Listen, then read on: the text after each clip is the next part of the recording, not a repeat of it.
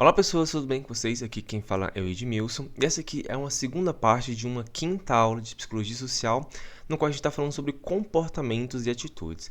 Nessa aula aqui a gente vai falar um pouquinho sobre como que a gente consegue mudar atitudes e comportamentos, ok? Primeiramente, para começar essa aula, uma provocação. Então, vocês mudariam seus princípios? Então, imagine você como pessoa, você deve ter alguns princípios que orientam a sua vida. Você mudaria facilmente esses princípios?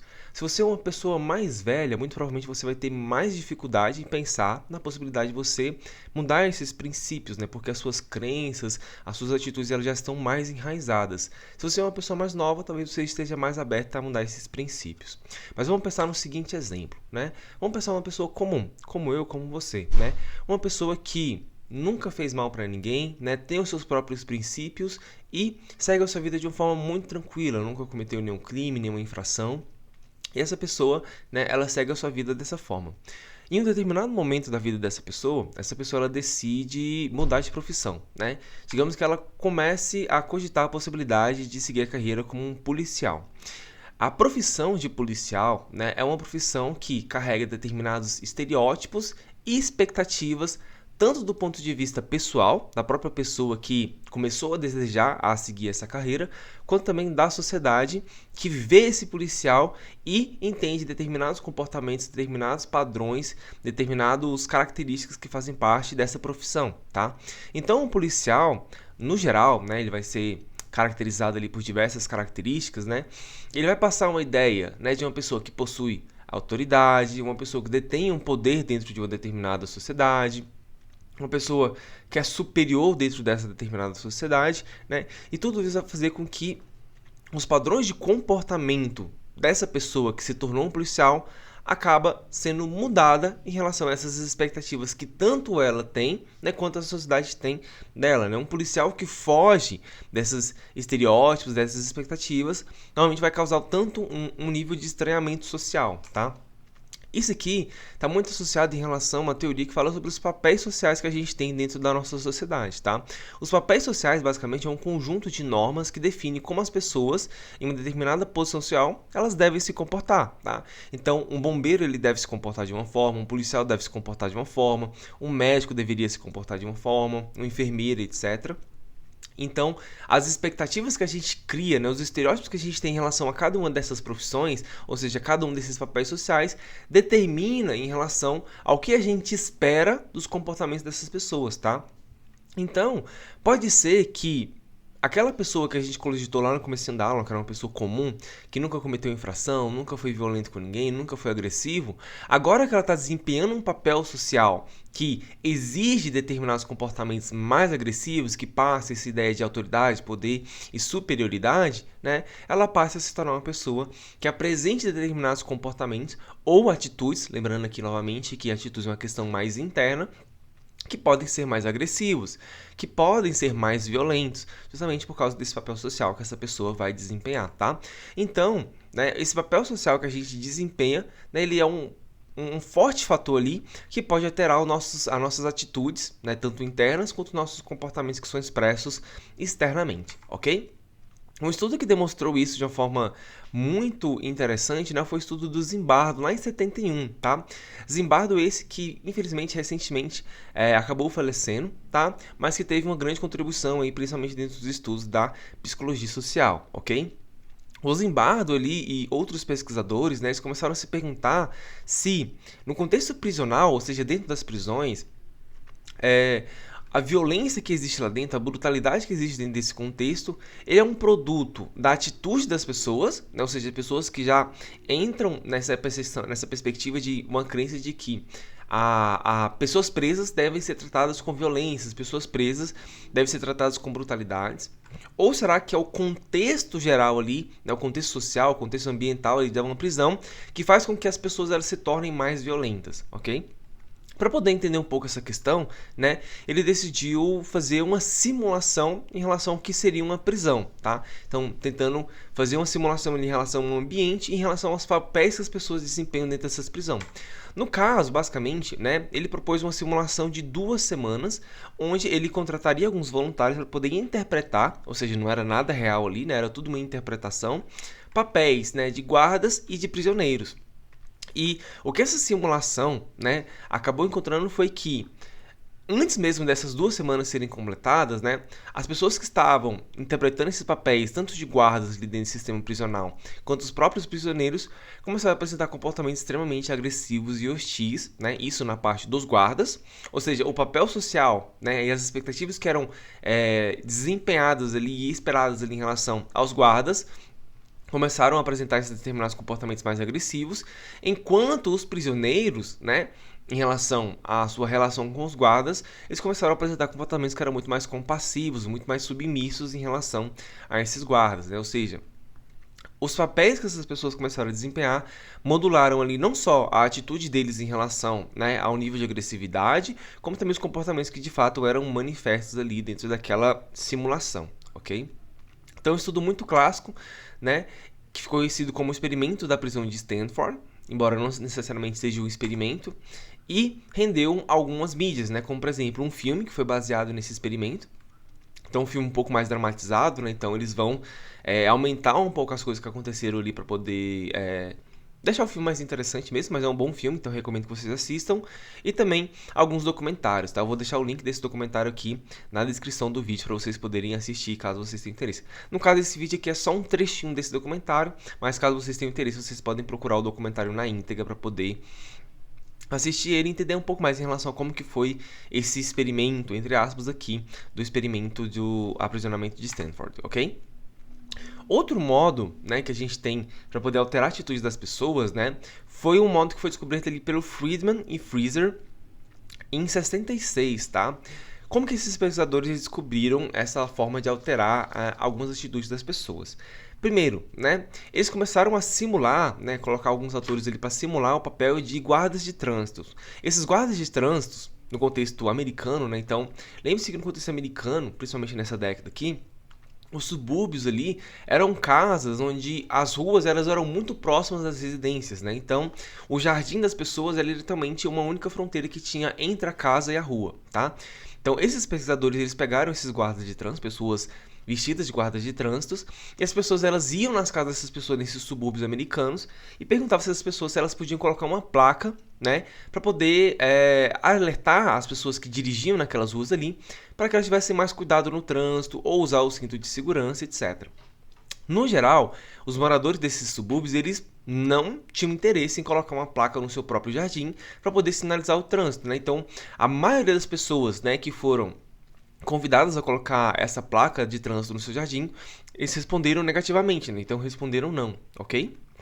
Algum tempo depois, né, esses mesmos guardas, eles voltaram para essas mesmas pessoas que negaram, tá? E eles fizeram uma nova proposta, né? Então, em vez de colocar uma placa de trânsito no seu jardim, né, que é um objeto grande e tal, que ocupa espaço, pode deixar a frente da casa da pessoa feia, eles proporam de colocar um adesivo na parte traseira do carro dessas pessoas, né? Ou seja, um adesivo ali que também tinha a mesma intenção de criar uma conscientização dentro do trânsito, ou seja, cuidado, posso parar, né? Dirige devagar, use o cinto de segurança, etc. Como era um objeto muito menor, né, que não ia interferir tanto na vida das pessoas, ficaria na parte de trás do carro dessas pessoas, elas não ligariam muito, né? Essas pessoas, elas aceitaram essa possibilidade de colocar agora um adesivo na parte de trás do carro, ok? Passado um tempo, né, novamente essas pessoas elas voltaram, só que aqui novamente voltando com a proposta anterior, que seria a proposta de colocar as placas na frente das casas das pessoas, né? E surpreendentemente essas pessoas, elas, uma grande parcela, né, uma parcela significativa ali, passou a começar a aceitar essa proposta de colocar essas placas de trânsito. Então, entre a primeira abordagem e a segunda abordagem, o que aconteceu ali que mudou, né, essas atitudes das pessoas em relação à possibilidade de colocar uma placa de trânsito na frente das suas casas, tá? Esse efeito, né, ele ficou conhecido como fenômeno pé na porta. Porque o que acontece aqui? Basicamente, no momento em que você aceita, né, um determinado favor de uma pessoa, você se torna muito mais disposto psicologicamente para poder aceitar outros favores que podem ser favores maiores, tá? Então, em vez de você chegar pedindo uma coisa extremamente complexa para uma coisa mais exigente, digamos assim, né, como, sei lá, né, você pode me emprestar R$1.000, né, muito provavelmente essa pessoa vai negar, ou seja, ela vai alimentar uma atitude negativa em relação à segurança financeira que ela vai ter de te emprestar R$1.000, tá? Porém, se você pedir R$ 5, R$ 10, né? Essa pessoa provavelmente ela vai ter menos insegurança de emprestar esse dinheiro. Porém, se você emprestou esse dinheiro, que é um pouquinho menor para essa pessoa te pagou normalmente, né? E depois você pede uma quantia um pouquinho maior, digamos que inicialmente você pediu 5 ou R$ 10, né? Na próxima vez, você fala, não, agora eu preciso de R$ 40, R$ 50, e você for aumentando progressivamente, né? A possibilidade dessa pessoa aceitar essa segunda proposta, ela é muito maior. Ou seja, a gente muda, né, gradualmente a nossa percepção em relação à nossa insegurança financeira, de acordo com que os pedidos eles vão aumentando o seu grau de exigência, digamos assim, certo? Então, em vez de você simplesmente chegar com um pedido muito grande, é muito mais interessante para você mudar uma atitude de uma pessoa e, consequentemente, mudar os comportamentos dela, fazer pedidos menores e gradualmente aumentando esses pedidos para que você consiga chegar a um pedido maior, tá? E foi o que esse estudo aqui de 66 eles mostraram, ok? Outra tática que é muito utilizada, principalmente no contexto de vendas de veículos, para poder mudar a atitude das pessoas, é algumas táticas utilizadas ali para alguns vendedores, tá? Então, o que eles geralmente fazem é colocar anúncios, né? Cartazes anunciando que eles estão vendendo um carro muito abaixo do valor normal daquele carro, né? Então, uma super promoção. E você decide visitar e verificar esse carro. Chegando lá, você vai ver um carro que é incrível. De fato, pode ser um carro que você tinha interesse ou não, mas o custo-benefício daquele carro acaba sendo um atrativo muito grande e você começa a despertar interesses psicológicos em relação à compra daquele carro, tá? Porém, né, quando você decide comprar esse carro, né, começa a surgir determinados imprevistos, ou seja, né, o vendedor ali, ele começa a oferecer possíveis adicionais, né, então falava assim, esse carro que eu te mostrei aqui, né, que está nesse valor aqui, é um carro que vem sem vidro elétrico ou sem ar-condicionado, né, adicionando esses dois itens aqui que vai melhorar muito a sua vida, né, então, pô, vamos colocar um vidro elétrico aqui, um ar-condicionado aqui, né, esses adicionais, o preço ele vai aumentar um pouquinho, mas ainda fica bom, né, você vai querer, né. Aí a pessoa ela vai conversando ali na lábia, né? Adicionando coisas pequenas ali, né? Entre aspas, pequenas ali, pouco a pouco, esse preço desse carro ele vai aumentando. Até que chega um momento que os adicionais que as pessoas vão adicionar nesse carro, né? Basicamente o preço original do carro. Ou seja, você vai pagar o mesmo preço que você pagaria originalmente se o carro não estivesse na promoção. Ou, né? Você decide não levar nenhum desses adicionais, né? O vendedor, ele vai criar um determinado nível de imprevisto. Ele vai falar, é porque esse modelo aqui que vem sem esses adicionais acabou, né? O preço está muito baixo, muita gente levou. Eu vou conversar para ver se a gente tem algum ali que a gente vai entregar essa semana, etc, para poder te vender. Vixe, falei com o meu chefe e não tem nenhum. Então a gente só vai ter esse aqui que está um pouquinho mais caro, tá? O que acontece aqui? O preço original, né, que seria o preço que seria muito abaixo do valor que você se interessou e foi atrás desse veículo, despertou psicologicamente você o interesse, né, ou seja, a mudança de atitude interna ali de você querer comprar aquele carro. Mesmo que o valor ele seja alterado posteriormente, você já teve, né, um início ali de uma mudança psicológica para poder ter o interesse de comprar um carro mesmo que o valor ele subisse, tá? Então, após esses adicionais ou esses imprevistos, né, que acontecem durante a negociação ali, o carro ele volta para um preço normal, ou seja, ele volta a ficar caro, mas você psicologicamente já tem uma tendência muito maior psicológica para poder comprar esse carro, tá? Então, esse efeito aqui, né, ele é muito semelhante ao efeito pé na porta, mas ele ficou conhecido aqui como técnica da bola baixa, né? Então, é uma tática, né, que essas pessoas elas utilizam para vocês poderem concordar com alguma coisa, colocando novamente uma baixa exigência, né, ou seja, um baixo valor, e depois apresentando um valor um pouquinho maior, né? E é uma tática que funciona muito, que faz com que muitas e muitas pessoas acabem comprando um carro no final das contas. Você já está ali, já passou o dia todo na concessionária negociando, você já estava interessado em comprar o carro, não é por causa de 10 mil, 15 mil que você vai deixar de comprar aquele carro, né? Então, acaba que essas coisas acabam acontecendo, principalmente na negociação de carro. Então, preste atenção se você for comprar um carro, porque você pode ser feito de trouxa, tá? E também a gente tem o contexto de guerras, né? Então, né, é muito comum, principalmente no contexto americano, onde que a gente teve várias guerras protagonizadas pelos Estados Unidos, né, infelizmente, né? Alguns soldados que foram para esses contextos, eles terem receio em relação a tirar a vida de uma pessoa, né? Então, mesmo que eles entendam que é um conflito armado, que vai ter baixas, né? Às vezes eles não querem matar outras pessoas, né? Então, existe determinado apreço em relação à vida das outras pessoas ali. Porém, né? Quando essas pessoas elas fazem a sua primeira morte, né, ou seja, elas têm a sua primeira vítima nesse contexto de guerra, né, psicologicamente vai começar a acontecer algumas transformações ali nessa pessoa que vai fazer com que esse apreço que ela tinha inicialmente pela vida das pessoas, elas acaba acabem perdendo gradualmente, tá? Esse processo é chamado de dessensibilização gradual, né? Então, na primeira vez que você matar uma pessoa no contexto de guerra, né, talvez aquele cause bastante desconforto. Na segunda vez, talvez um pouco menos. Na terceira vez, menos ainda. Na quarta vez, muito menos, tá? Então essas pessoas, pouco a pouco, né, elas vão se tornando cada vez mais propensas a poder matar uma pessoa sem questionar, seguir uma ordem de superior sem questionar, matar pessoas inocentes nesse contexto de guerra sem questionar, tá?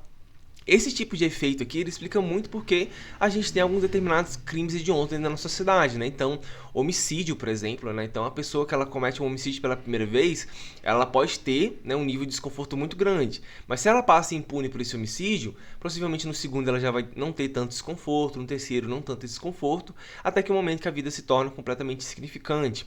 A mesma coisa acontece com o estupro, né? A gente banaliza o estupro de forma estrutural dentro da nossa sociedade, né?